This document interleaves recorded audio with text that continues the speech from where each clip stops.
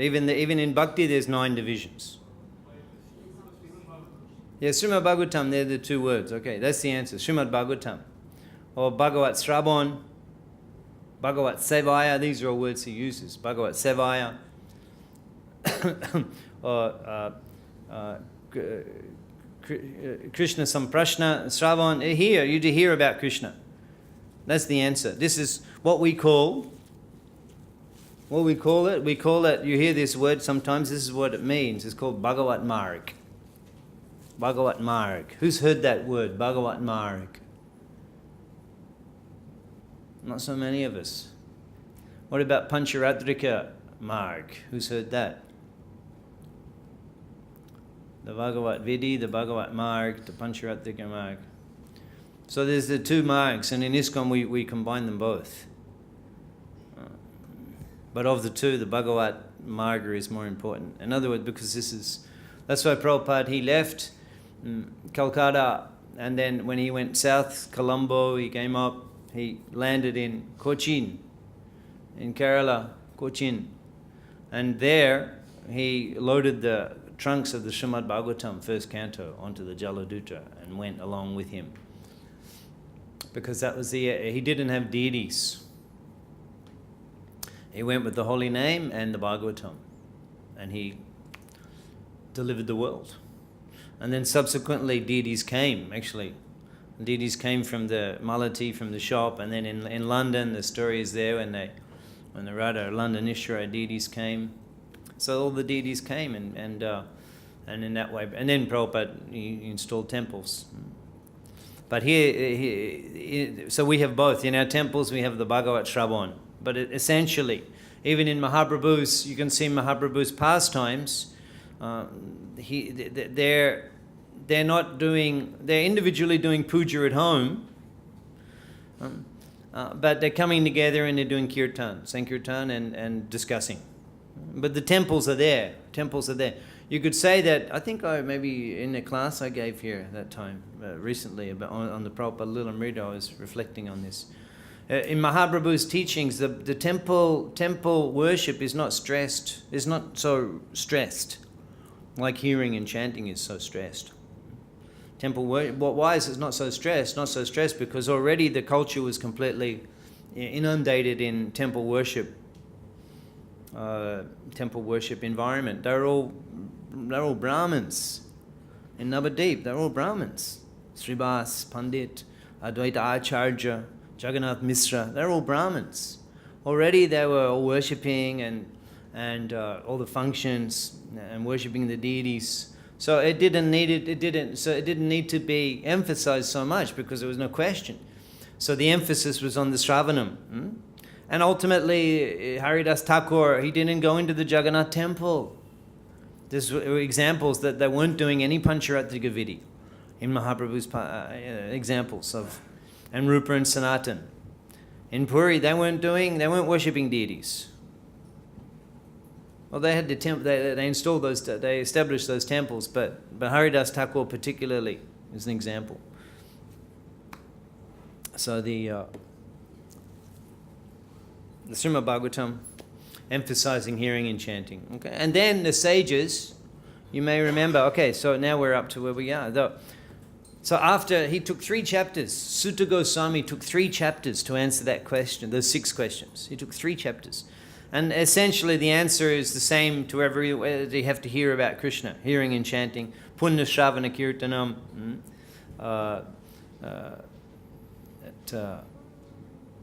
Kalo Nasta Drisham Esha Puranako Adunoditaha. That this Purana of Krishna's appearance, pastimes, descriptions of, will give light for the Kali Yuga. So that's the end of the 3rd chapter. And then in the 4th chapter, the sages of Naimisharanya, they ask Sutta Goswami. Okay, so Vyas compiled the Bhagavatam. Well, already he had written so much. What had Vyas written? At the time of compiling the Bhagavatam, what had Vyasadeva already written? 4 Vedas. Veda, Vyas. What else? Upanishads.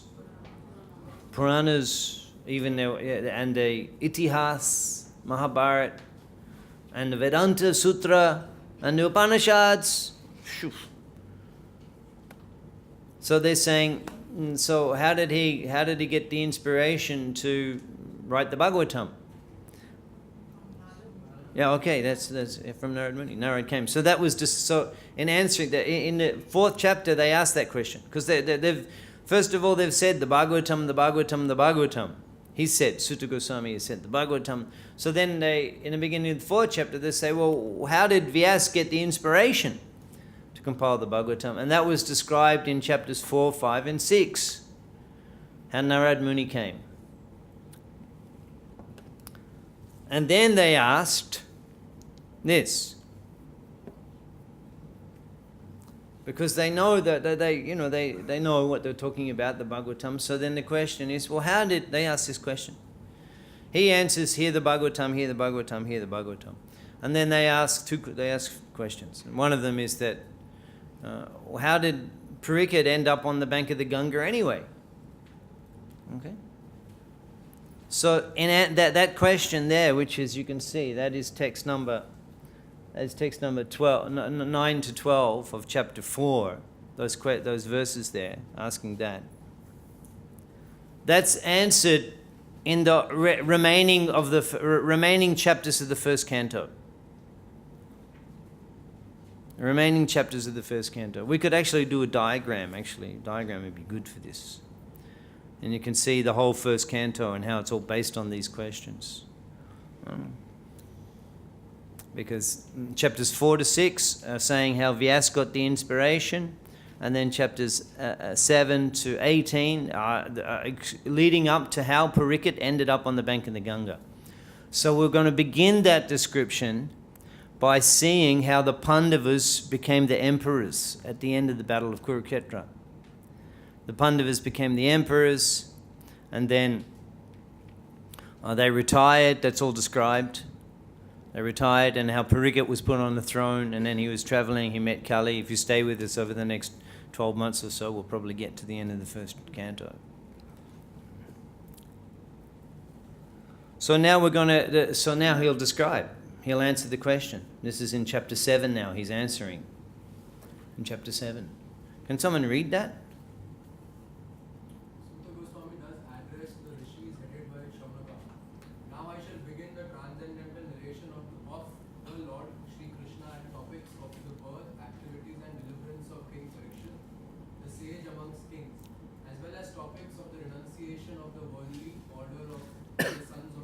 Okay, so briefly there in one verse he's summarizing what the whole rest of the first canto is going to be describing. So in this chapter 7, we're in chapter 7 now. So he begins with this description.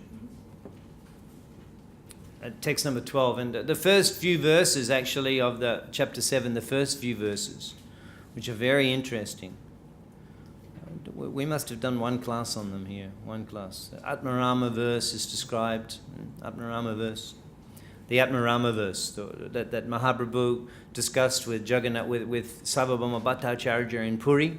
So that verse is text 11, or text 10 of chapter 7. And that's finishing, that's finishing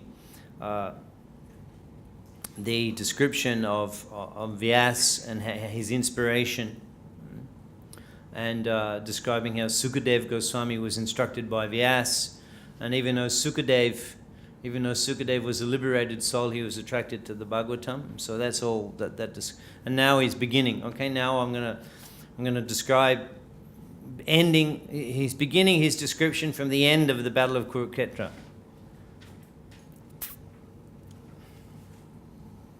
And so this chapter describes how Ashvatthama, the son of Drona, all of the warriors, all of the generals, all of the principal Kshatriyas were laying down dead on the battlefield of Kurukshetra. Only the 5 Pandavas were remaining, and Duryodhana, Ashvatthama, and 1 or 2 others, Kripa, and a few others. So the whole massacre completely. And then Draupadi's sons, this is in the camp of the Pandavas, the sons were there. Nothing to do with the war at all. They're just young boys sleeping. And Ashvatthama, he was actually, the Mahabharata explains in detail how at the time he was empowered by it's Lord Shiva, isn't it? Lord Shiva, he's empowered. He increases in size, and he just goes through the camp and kills all the sentries, and it's like it became like a giant Rakshasa, and crushed the heads of the 5 Pandava sons. And then Bhagwatam describes how Arjuna,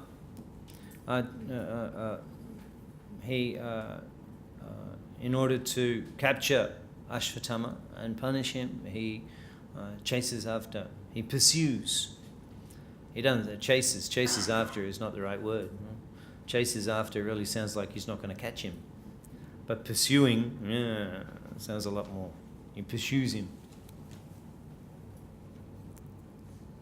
So Arjuna sets out to capture him. Arjuna captures him. Before he captures him, it's described how, as a last resort, seeing his inevitable destruction, Ashvatthama, he releases the Brahmastra weapon. And Arjuna prays to Krishna, seeing the Brahmastra of Ashvatthama released, which can destroy the whole universe. The Brahmastra is like, it's more subtle and more powerful than a nuclear weapon, and it can destroy a whole universe. We'll look at Arjuna's prayers shortly.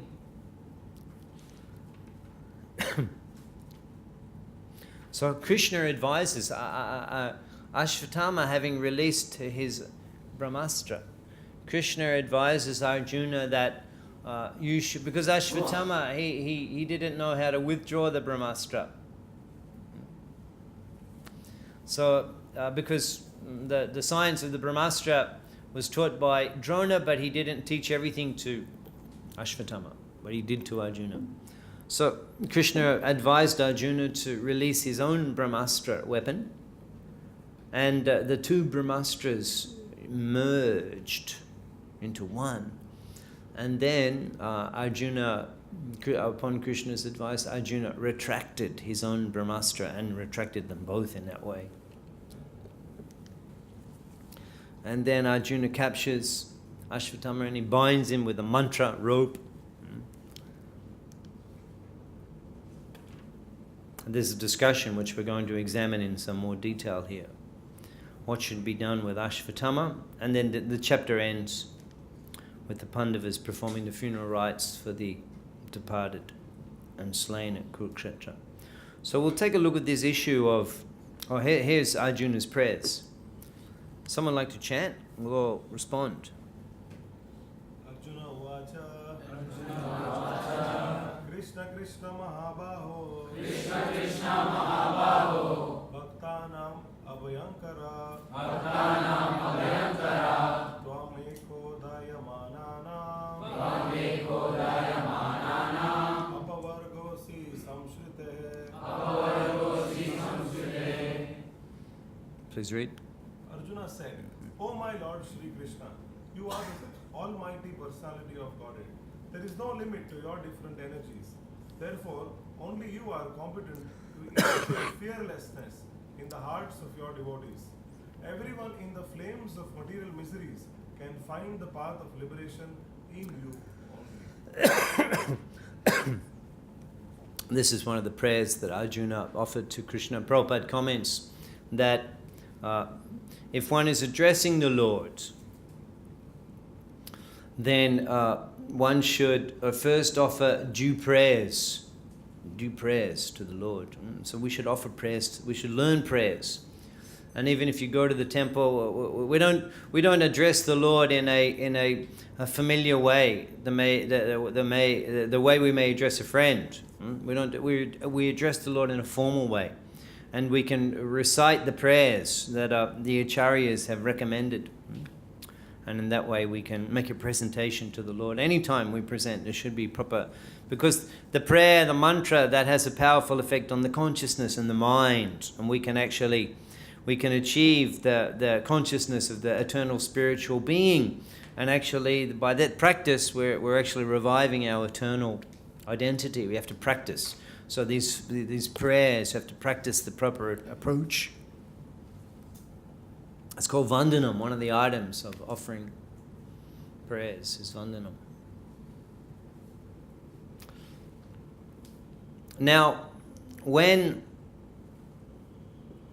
here's a picture you can see. When Arjuna returned with Ashvatthama bound up in that way, he's bound up. Seeing him bound up in that way, Draupadi, she immediately was affected, and she felt compassion for seeing him bound up. Anybody here ever been bound up by the police? Anybody? Anybody been handcuffed? Anyone been arrested?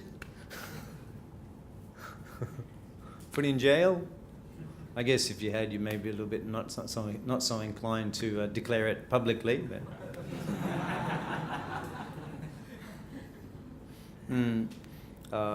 I've been put in jail a few times in the service of the Lord, in Australia and in different countries, arrested and interrogated and deported from different countries, and handcuffed, threatened, and all sorts of things, beaten. Anyway, it's very humiliating.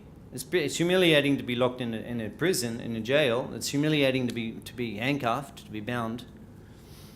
And the other day I was coming into Calcutta, and we were coming on. There's a couple of express trains. That day I was coming on the Dhanadhanna. Leaves Krishnanagar. It takes 2 hours. It arrives in Kolkata station. That's also an interstate station. It's not local. It's a good station. But the previous station it goes through is Dum Dum, and there's the metro connection. So I also wanted to. Sometimes it stops at Dum Dum. Sometimes it stops. And there's no designated stop there, but sometimes it stops, and so you get off and you go straight to the metro. You don't even have to get a taxi. But even though it doesn't stop, it slows down. Right? It slows down. And a lot of people, they jump off. A lot of people do. But I didn't that day. Although I was standing there ready. But that day they had, the railway police. It's a whole special focused police force, railway police. Only recently I'm beginning to recognise them. And in the past I was completely oblivious. I'm sure they were there. Railway police. They're all over the trains. All over the trains. So all along the platform, the railway police were there, like stationed at all the crucial, just to catch these guys jumping off the moving train. They had their mobiles, filming them and everything. And we're watching, and I'm watching, we're looking out, and these guys, they're taking a chance. They're jumping off, and then immediately they come and they grab him like this by the collar. I'm sure you've seen that in India. Yes? They catch a thief. The way they deal with them, the way they restrain them, it's very humiliating. You've seen the big fat guys. They're often fat, right? You can't see their belt on their buckle. They're often fat guys, big guys, bullies, bullies. Yeah, these guys. And you see him grab the guy by the scruff of his neck, and they push him around. They humiliate him. They slap him. Whoa, it's very humiliating. It's terrifying. They evacuate these guys. They're completely terrified.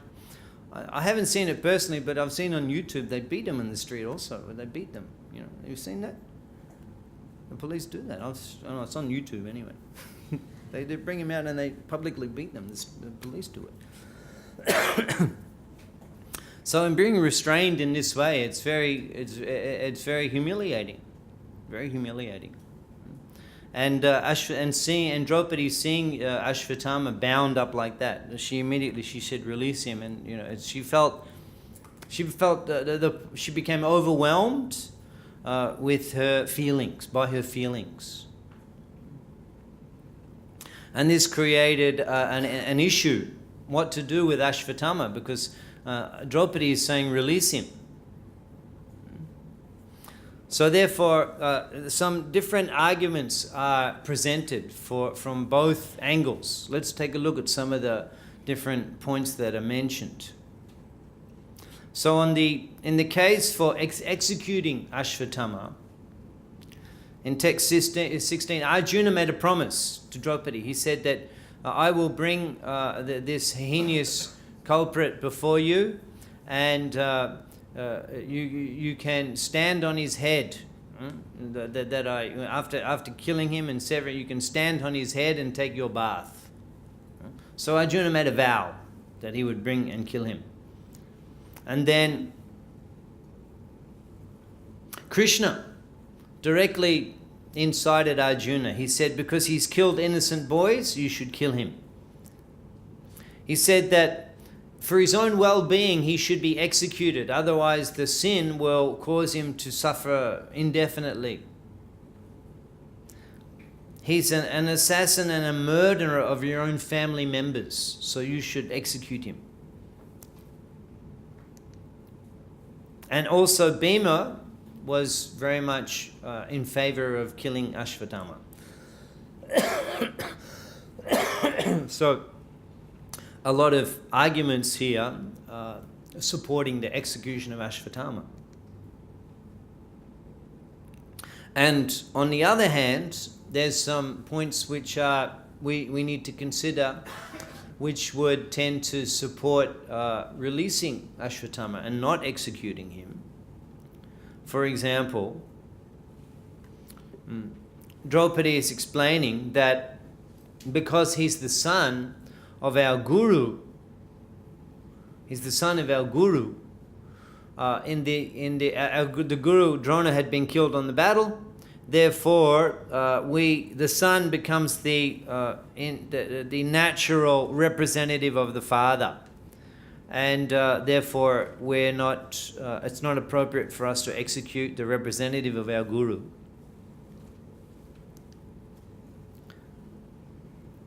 And she began to empathize with the mother of Ashvatthama, the Kripi.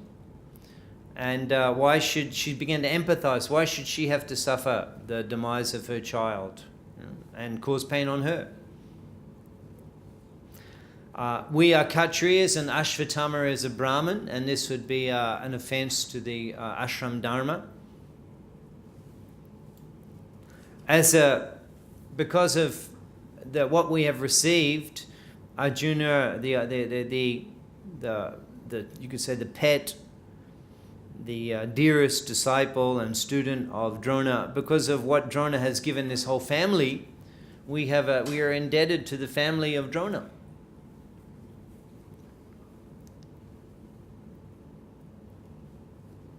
Because he's extraordinary, Drona, as an acharya, then mercy should be shown to his son. And in general, devotee is not unkind. And finally, it's mentioned that you cannot just execute an aggressor if they're without a weapon and not on the battlefield. So we're faced with a dilemma, with arguments on both sides. So what do you suggest Arjuna should do?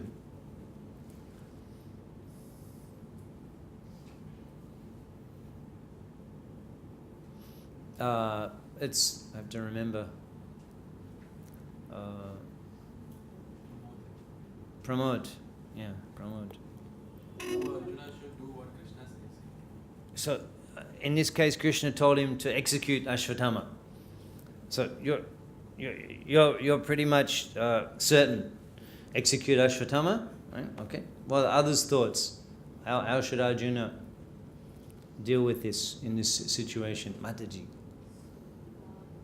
Because Ashvatthama is created the sin, which is most serious, and for his own benefit to get him relief from his own effects or his best to Execute.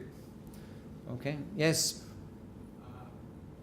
When Arjuna also realized that Dronacharya was his guru, so instead of killing, he cleaned his head. No. Okay. Oh, that you've read. That's good. Good. Well, we're just asking you to give suggestions at this stage. In case you don't know what happens, which is like but better that you do know. Other suggestions? Yes. You should probably let him go because of what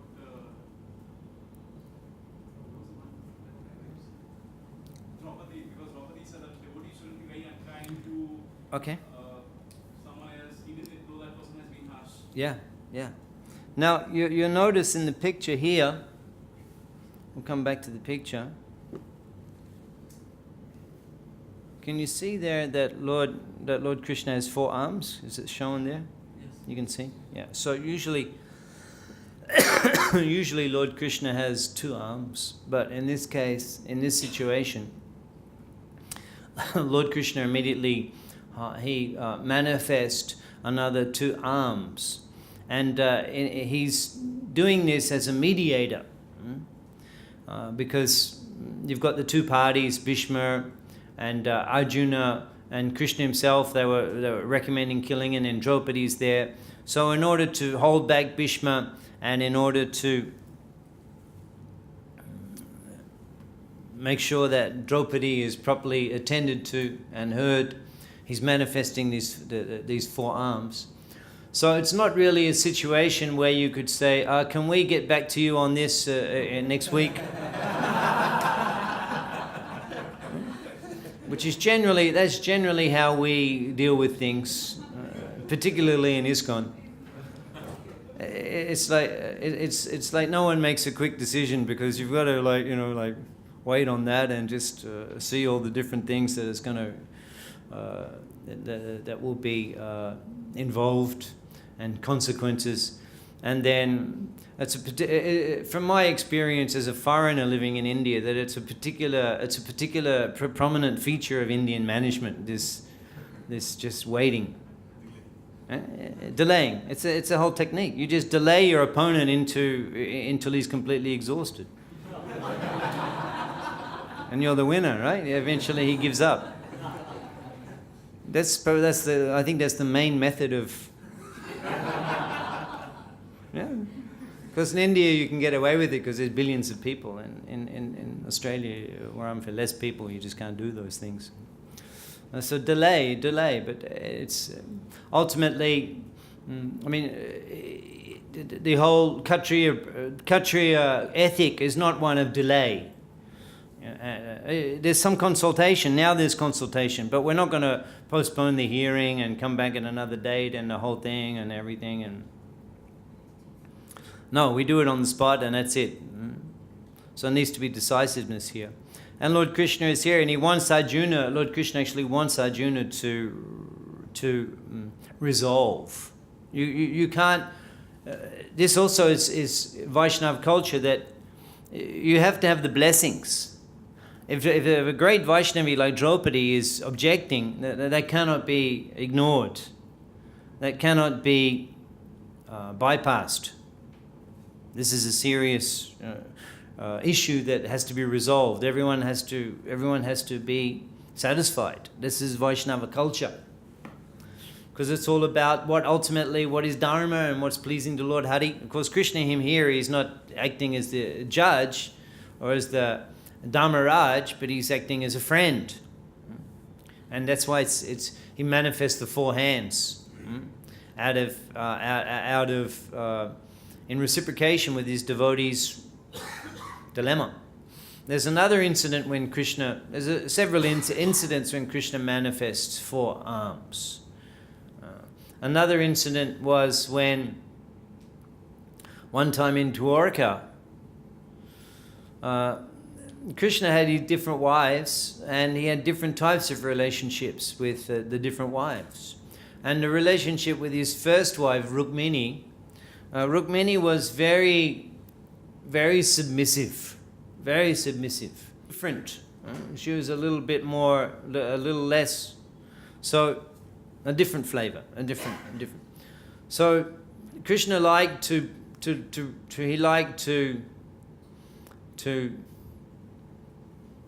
associate intimately with Rukmini, and he liked sometimes to see her beautiful bumblebee-shaped eyes cry out of tears of. And so he was playing a joke. He was saying that, you made a mistake marrying me. And there were so many powerful Kshatriyas who were assembled at your Swayamvara, and you could have selected any of them. You don't really know whom I am, my past, my background, the sort of things I do when I go off and travel and different things. And some of the I don't have a very good reputation in many courts. I suggest, of course, at this stage, Rukmini's she's completely, at this stage, just completely neutral. Krishna doesn't know how she's thinking. Well, not neutral, but she was just completely not showing her an emotional response. And then he says, I think you should try and find another husband. I think it would be, it's my advice for you. So I think it would be in your interest. And he's thinking that she's gonna chastise him. And she's thinking that she'll be angry. You like to see her get angry, and you think you are, you're so. And she took it seriously. And then she's there, and the tears. She took it seriously, and the tears are coming down her eyes, and she drops down completely lost all composure, and she falls on the ground. And then Krishna realizes, maybe she didn't take the joke in a very positive way. So at that time he manifests an extra 2 arms. And with 2 arms he reaches down and he lifts Rukmini up with her hands. He lifts her up and manifests another 2 arms. With his hands he neatly and brushes her hair and her disheveled hair, and he smooths on her face and puts her hair back like that with his forearms. So these are different instances when we can see that Krishna will display these different features in order to reciprocate out of love with his devotees. So here he's manifesting 4 arms also.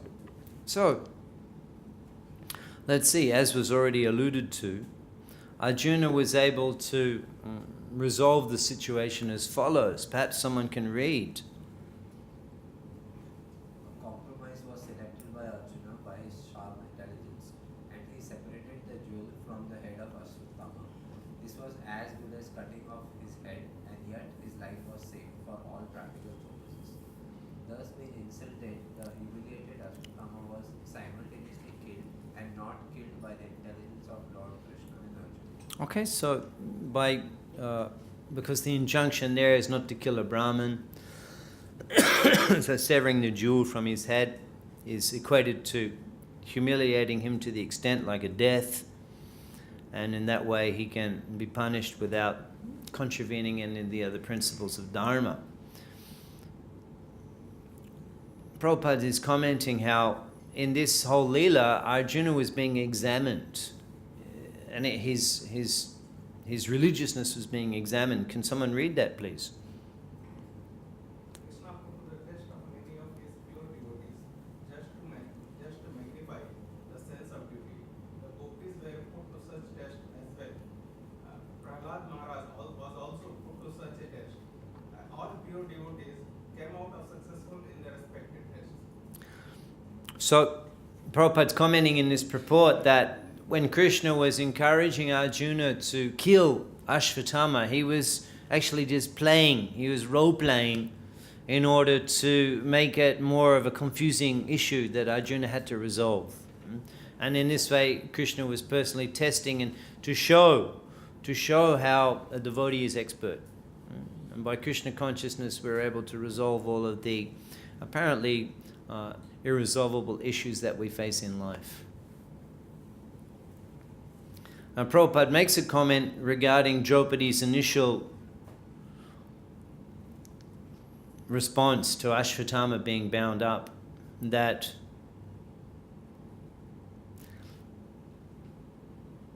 someone like to read that? Women as a class are nowhere to their voice, and therefore they have no discriminatory power like that of men. Some thoughts on this comment of Srila Prabhupada?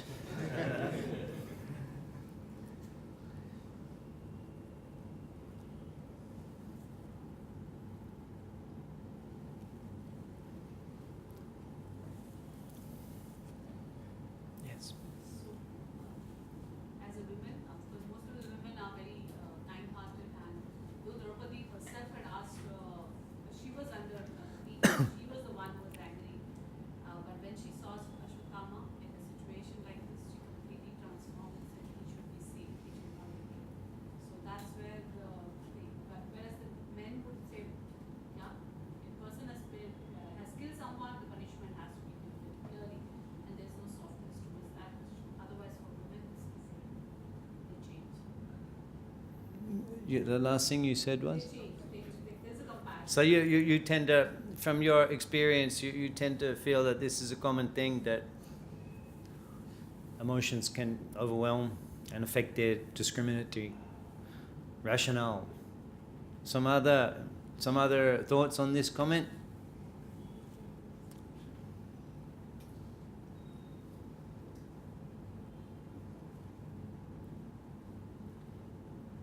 A cloud of silence falls over the men's side. Just leave it as it is. Don't touch that one.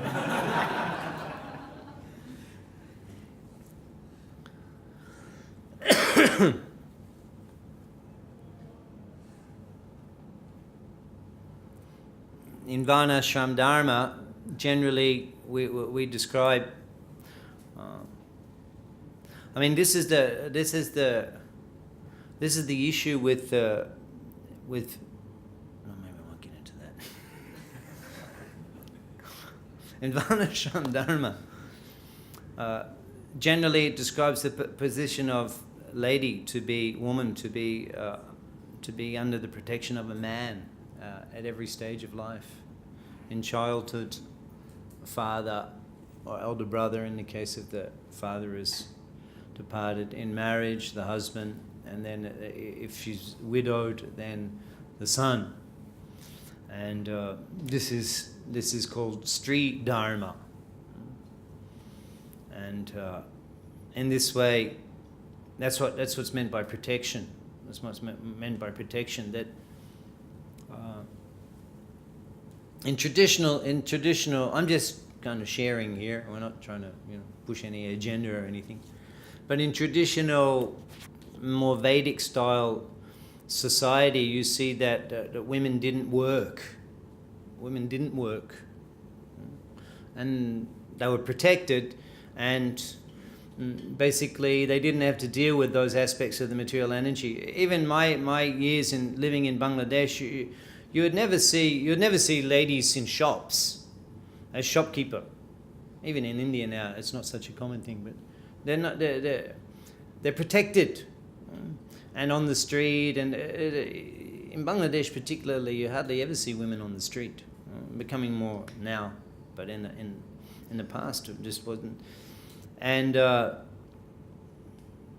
they were protected from all of these kind of areas where you have to deal with the material energy and struggle and manashashtindriyani karshati, all of that. When we're struggling with the material world, generally that's done by the men, and the women are protected, and they don't have to worry about these things. They don't have to worry about the economy and the career and the business and the current and the politics, and they just look after the house and look after the meals and keep and the puja. That's a more traditional.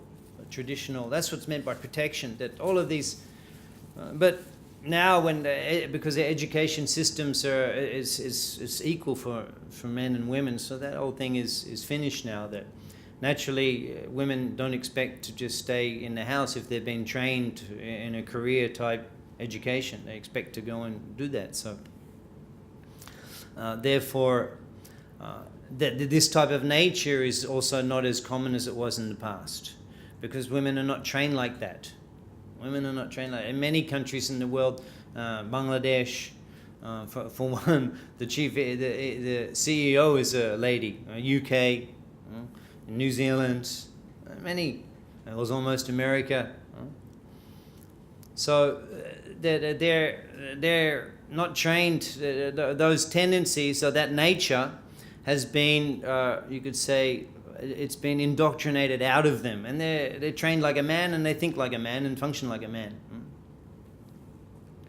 But when you see, if they're not indoctrinated, then the nature of a woman is to actually prefer to just, be at home, and the nature is that, and around the kitchen, never going too far from the kitchen. Basically, they're happy with an extended family, and there's always kids, and there's always eating going on and feeding, and that's around the kitchen. And they're happy like that, happy. And so, therefore, they don't require discriminatory power like that of a man. They don't require it. And those sort of decisions about our investments, about where we're going to do, about this and that, they don't have to worry about that. That's what protection means. Like a brahmachari is protected. A brahmachari doesn't have to worry about his health and about his clothing and about his future. Ideally, he's protected. He doesn't have to worry. He can focus on the Brahma charity. This is a spiritual activity, and forget about his body. Forget about maintaining his body, and that's support, that's protection. And similarly, that's shelter. And the lady likes that. I don't have to worry about that. My prabhu, he protects me. All I have to do is feed him, feed the kids, keep the place nice atmosphere, keep the place clean, do the ceremonies, worship, be happy, look good, smile. That's actually a woman's nature. And Varnasrama system. Oh, a hand has shot up. Narottam Priya. Yes. Can we say that not having this kind of a discriminatory power like a man would be conducive for a woman's spiritual life? Yeah, it's good. Yeah, because they're not interested in politics. This is political. This is a not exactly political. It's related to political issue. It's a judicial issue. It's a judicial issue. To be able to function in a judiciary or a political leadership, you need training. You need training how to do that.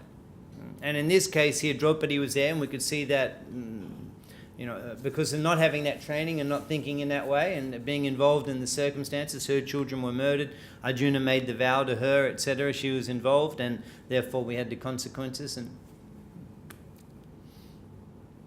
the execution of the justice was kind of became confused, and a whole issue over that because of her involvement, basically. Yeah. So, Prabhuji, you're saying that this comment is in a direct reference to Draupadi's being present and her involvement in this particular issue. Yeah. In a case where she wouldn't have been there, the point that she made does seem to be logical, that it is Guru Aparadh, as he is the representative. Yeah. In a case when she wouldn't have been there, then basically you're saying that then this wouldn't have been considered. Well, in the case that she wouldn't have been there, that's we would be entering into the realm of speculation. So how can we don't have to speculate on what would have happened. Okay, instead we'll read this. Yes. Just as on a similar context, same Draupadi, when she was insulted and humiliated Yeah. publicly, she took a vow that Dushashan's, whatever the blood, that's something that was, unless that is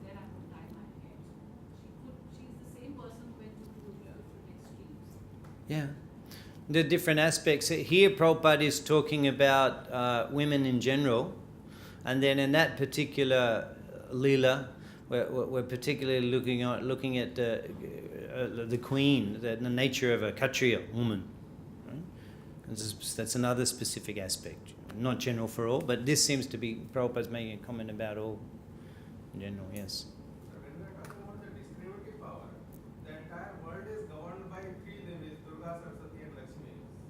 Obviously they have so many discriminative power already.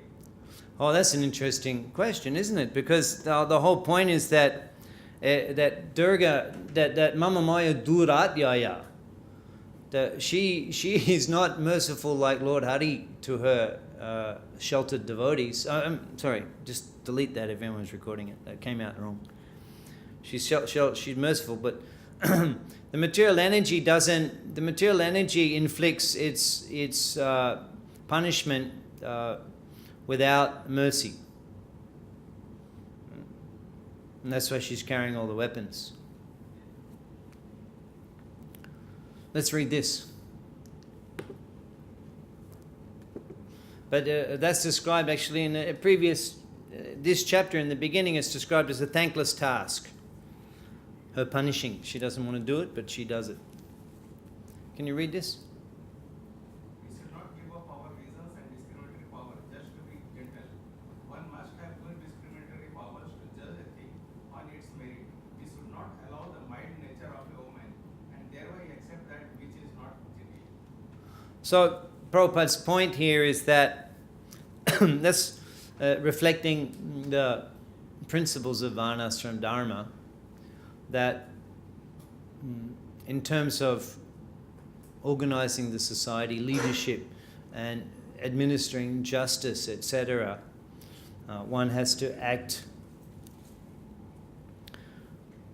with proper discrimination and not allow oneself to be affected by sentiment. And this particular Leela of the Srimad Bhagavatam is highlighting the importance of that.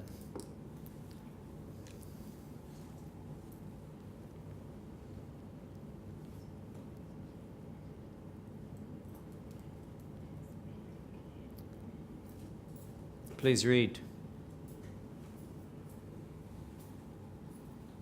The special significance of Srimad Bhagavatam that the activities of the Lord are central and not just supplementary historical facts. Srimad Bhagavatam is thus recommended by Lord Sri Chaitanya Mahaprabhu as the spotless Purana. Krishna and his pure devotees, like the Pandavas, are on the same plane. The devotees and the Lord are interlinked and they cannot be separated. Therefore, talks about them are all Krishna Katha or topics of the Lord.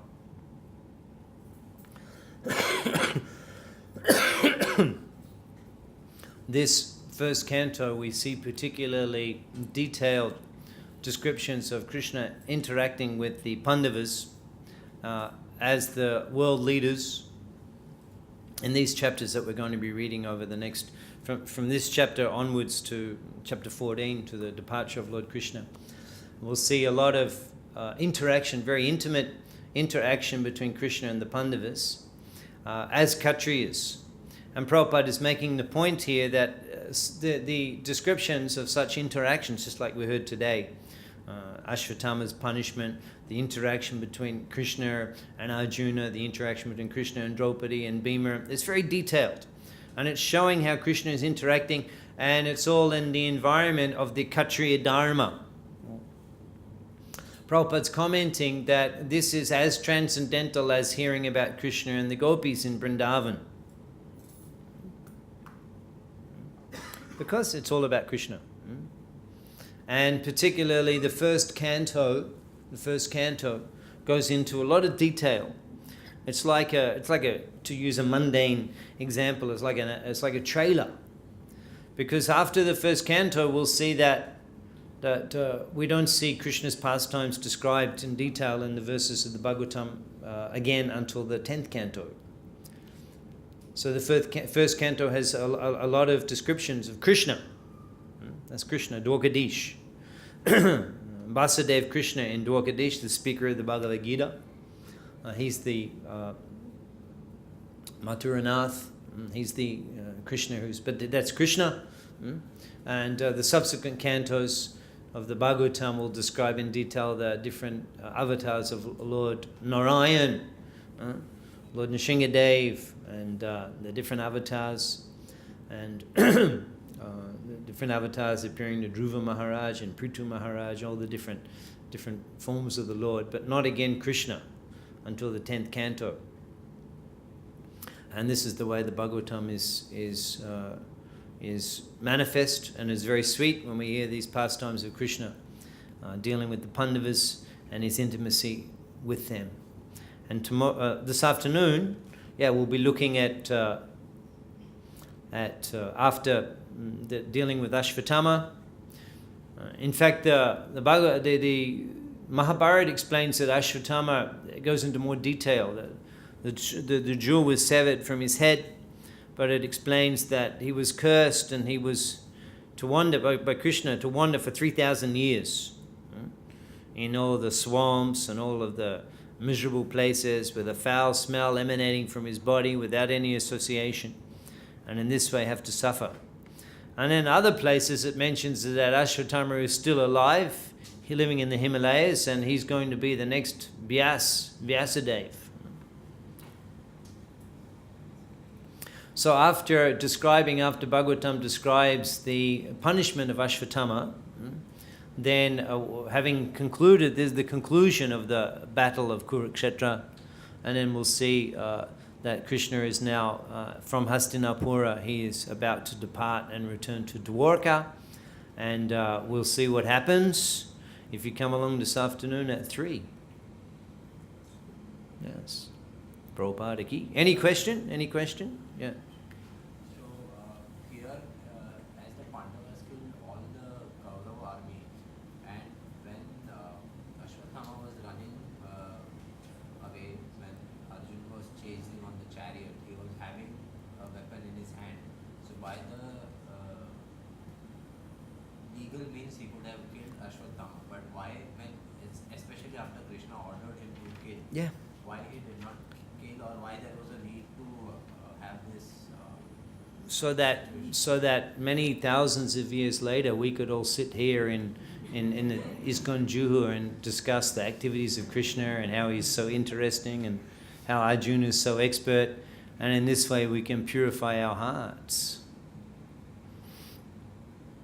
Because the whole point of it is to hear about Krishna, and by hearing about him and hearing about his devotees and how he interacts, Mayara Mugdho Jiva Nahir Tata Krishna Gyan, that in the material energy there's no way we can actually realize Krishna or understand Krishna, being influenced by the material energy. Jivara Kripa Koilo Krishna Ved Puran. Out of mercy for such conditioned souls, Krishna, he expands as the Vedic literature, as the Puranic literature, that just by hearing these descriptions, we can awaken our love for Krishna. Maturavas Sadhu Sanganam Kirtan Bhagwat Sravan Shakala Sharana Shreshta E Pacha Anga Krishna Prema Janamaya E Pacha Alprashanga. Any of these 5, which includes hearing Srimad Bhagavatam. If you just hear a little of Srimad Bhagavatam, it is powerful enough to Krishna Prema Janamaya, awaken your love for Krishna. So the whole purpose of it is to just hear about Krishna. Kantra Srimad Bhagavatam ki, Jai Shri Prabhupada ki. Shall we chant some more Harinam? Shall we?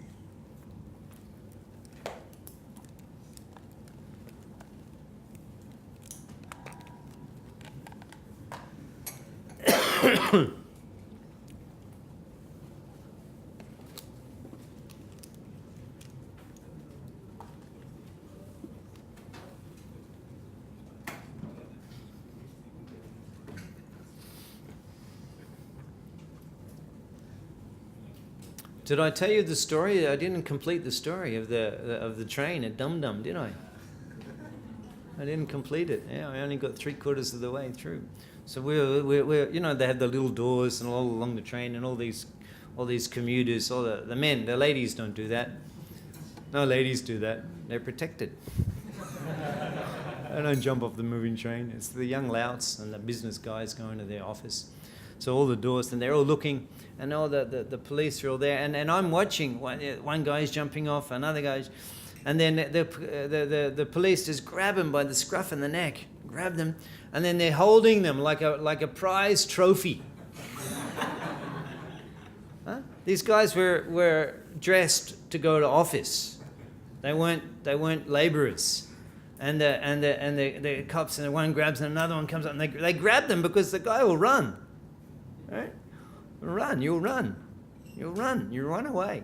And they hold him, they hold you so that you don't run. And if like I said, when they're really big police, they sometimes pick the guy up, and his legs are dangling, and they shake him around like a prize trophy. So they had these guys, and they had them all lined up there. As soon as they jumped off the train, they grabbed them. And they pulled them all there, and it was a special day, I think, a special Anushtan for the railway police.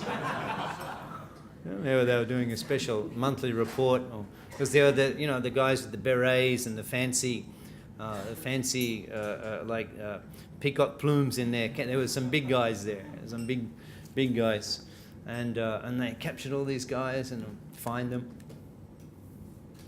So I certainly had a powerful learning experience that day. Don't jump off a moving train in India. You'll never know when the constable's going to grab you by the scruff of the neck and display you like a prize trophy in front of all the people on the station, and you're so humiliated. Not worth it.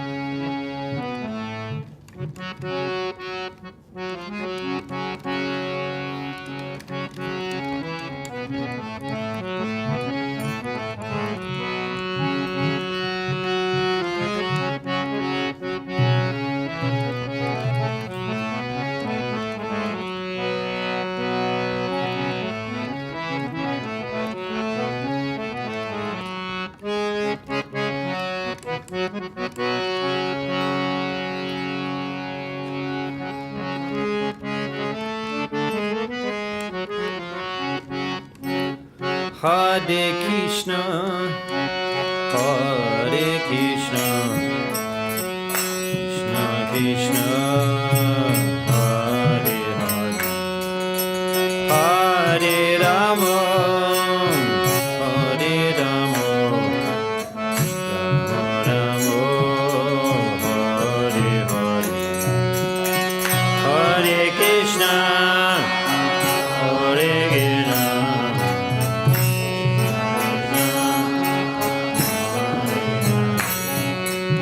Rama Rama, Hare Hare,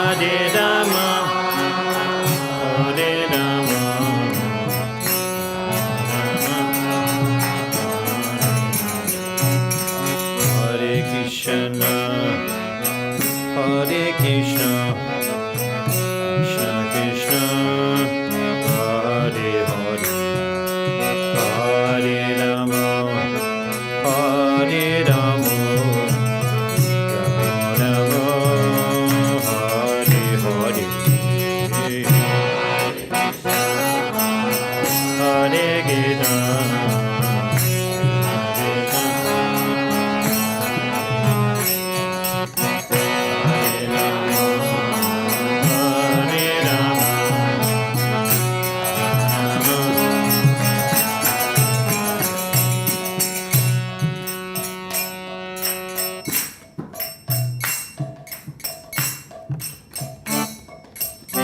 Hare Krishna, Hare Krishna,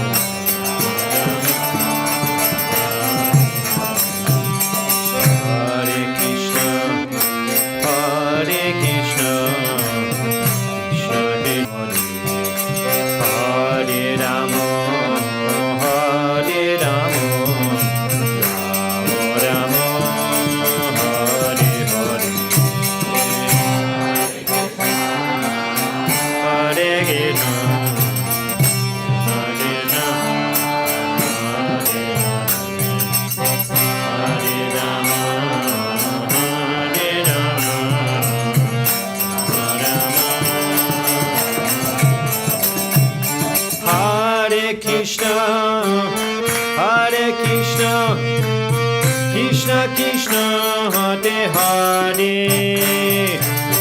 Hare Rama, Hare Rama, Rama Rama, Hare Hare.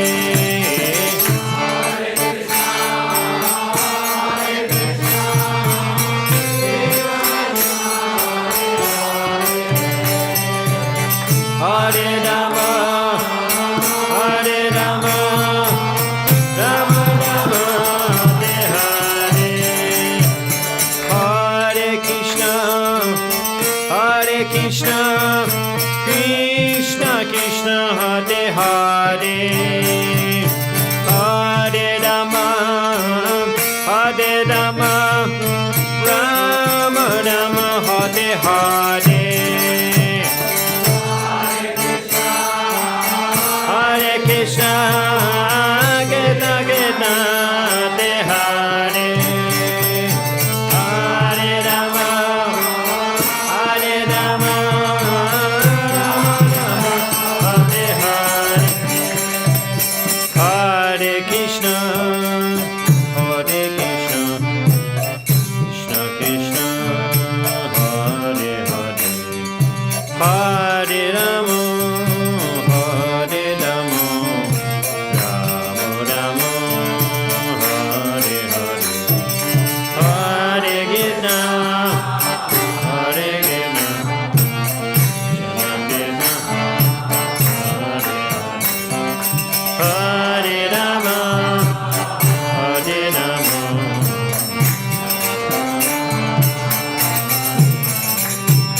Hare Krishna, Hare Krishna, Krishna Krishna, Hare Hare, Hare Rama, Hare Rama, Rama Rama, Hare Hare, Hare Krishna, Hare Krishna, Krishna Krishna,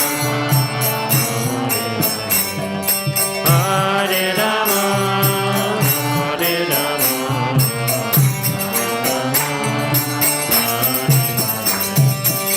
Hare Krishna, Hare Krishna, Krishna Krishna, Hare Hare, Hare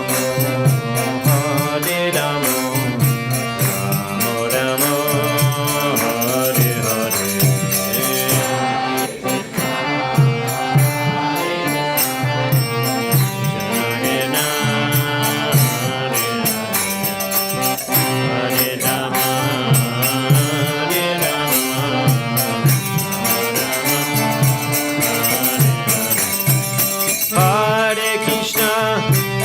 Hare Krishna, Krishna Krishna, Hare Hare, Hare Rama, Hare Rama, Rama Rama, Hare Hare,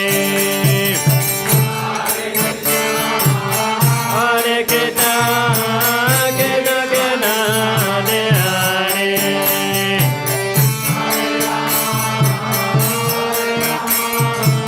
Rama Rama,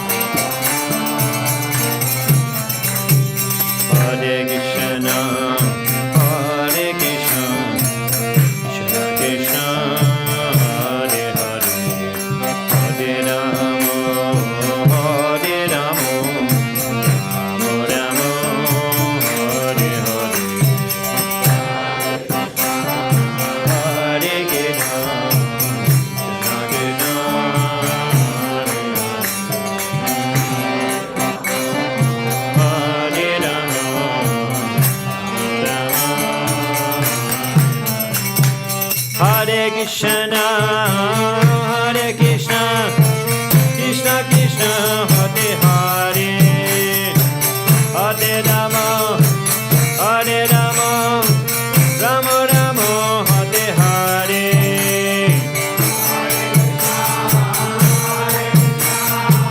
Gena Gena, Hare Hare.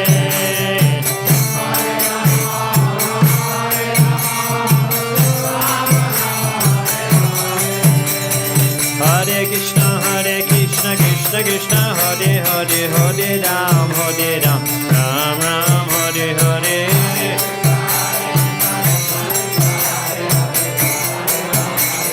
Ram Ram, Hare Krishna, Krishna Krishna, Hare Hare, Hare Ram, Ram Ram, Hare Hare.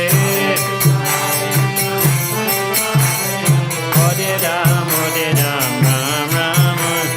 Hare Krishna, Krishna Krishna, Hare Hare, Hare Ram, Ram Ram, Hare Hare.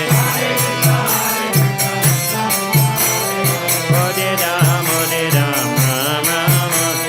Hadaya Namah, Krishna Yadavaya Namaha. Gopal Govinda Ram, Madhusudan. Hadaya Namah, Krishna Yadavaya Namaha.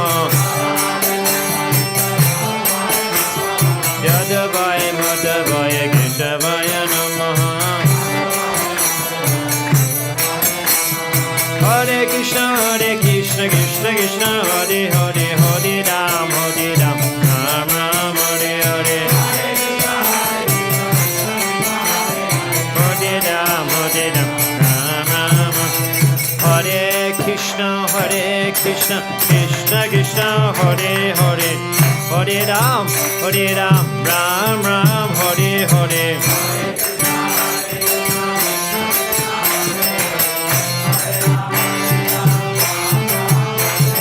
Hare Krishna, Krishna Krishna, Hare Hare.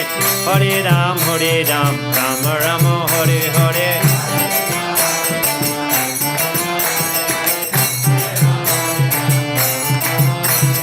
Hare Krishna, Krishna Krishna, Hare Hare.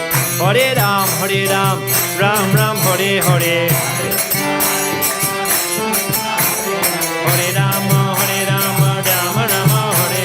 Hare Krishna, Krishna Krishna, Hare Hare. Hare Ram, Ram Ram, Hare Hare.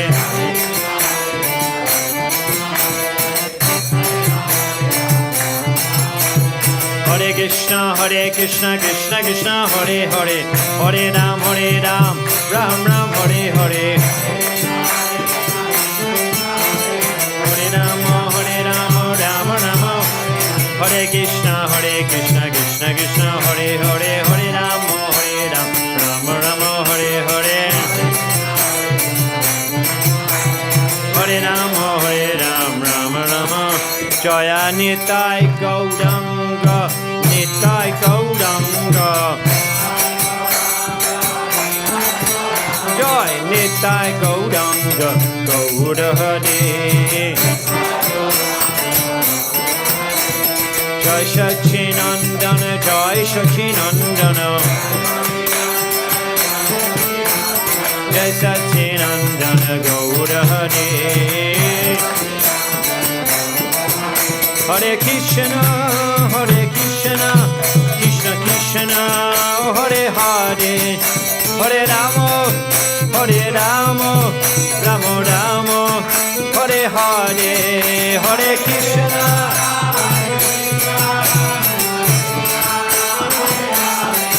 Hare Rama,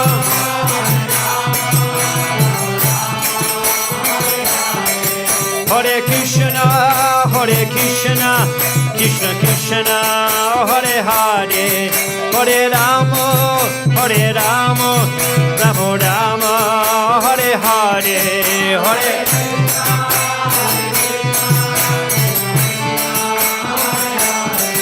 Hare Rama,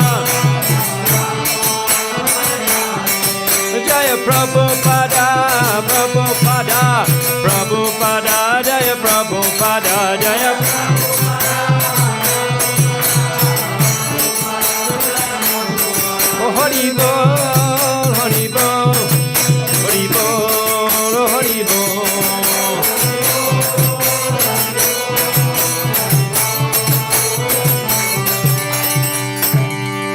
Shishinitai Gauda Pramanande Hori Hori Shila Prabhupada Ki